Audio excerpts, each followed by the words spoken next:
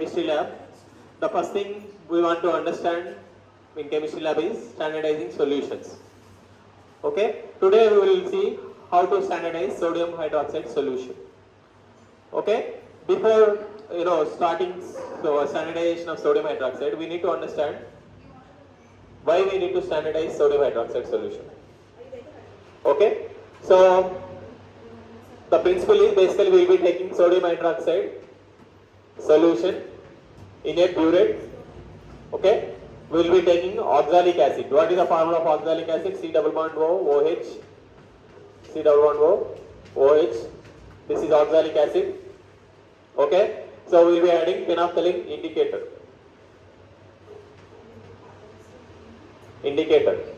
So we will be taking sodium hydroxide in the burette. We will be taking oxalic acid in the conical flask, and we need to add 3-4 drops of phenolphthalein indicator to the conical flask. So what do we have in conical flask? Oxalic acid solution. So now what is standardization? When we started our experiment, we don't have any idea about the concentration of this sodium hydroxide solution. We don't know the concentration of sodium hydroxide solution. However, we have some clue. We know the concentration of oxalic acid. So now what we will do, by using the concentration of known solution, in this case it is oxalic acid, we are trying to predict the concentration of unknown solution, like that solution concentration we don't know. We are trying to predict the concentration of sodium hydroxide. Okay, this thing is known as standardization. So let me explain what is standardization again. So we don't know the concentration of sodium hydroxide, but we do know the concentration of oxalic acid. So by using the concentration of sodium oxalic acid, we are trying to estimate the concentration of sodium hydroxide. So it involves, standardization involves two solutions. One solution concentration we know, other solution concentration we don't know. Okay, so when we add sodium hydroxide to oxalic acid, there will be a chemical hydrogen ions.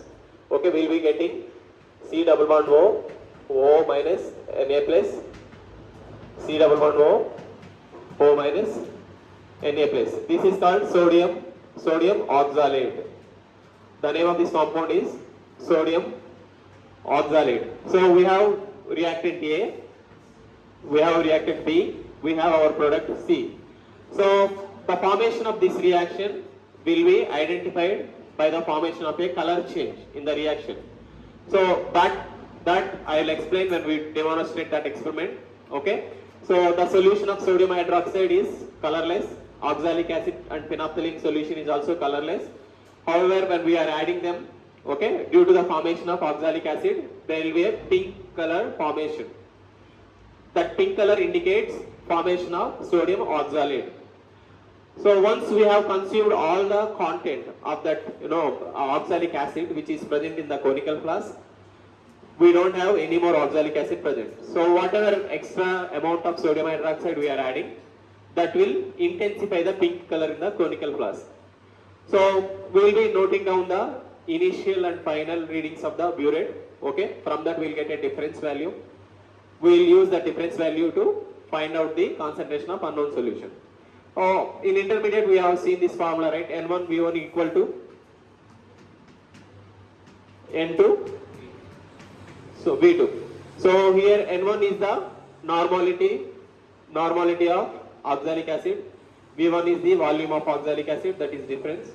Similarly N2 is normality of sodium hydroxide, V2 is volume of sodium hydroxide. So by using this formula we can find out N2 is equal to N1 V1 by, tell me, N1 V1 by V2. You can substitute values. Anyway, we have performed this reaction. Now we know these volumes, how much volume it is taking to neutralize this. Right? So we can substitute these differences, and by substituting these values, we can calculate N2. So that is how we are finding out the concentration of sodium hydroxide. So already I have explained the principle of standardization. So here we are standardizing sodium hydroxide. Right? So we'll be taking 50 ml of sodium hydroxide solution in this burette. Okay? We need to pipette out 20 ml of oxalic acid in this conical flask. To that we need to add an indicator. Basically our indicator here is phenolphthalein indicator. Okay. So we have added 4-5 drops of phenolphthalein indicator to this conical flask. Now we are starting our titration. So when we need to add drop wise, okay? So when you add drops, so you can see there is a pink color solution formed and it is disappearing immediately.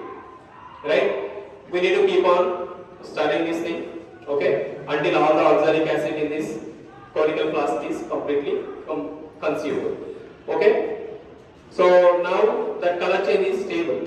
Okay, it means our reaction has completed.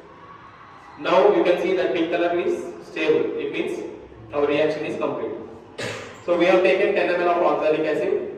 So when we are adding sodium hydroxide, we have consumed all the 10 ml of sodium hydroxide. Okay, we don't have any more sodium hydroxide present in the conical flask.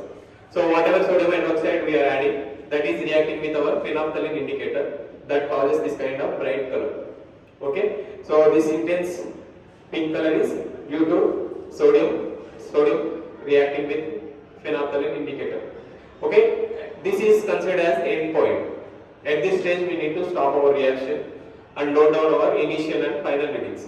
Okay, so we have to take the difference and we will be using this initial and final reading. We need to perform this experiment 2-3 times and we will be taking the average of these 3 readings.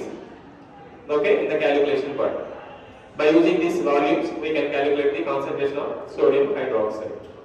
Okay, is that thing clear? Thank you.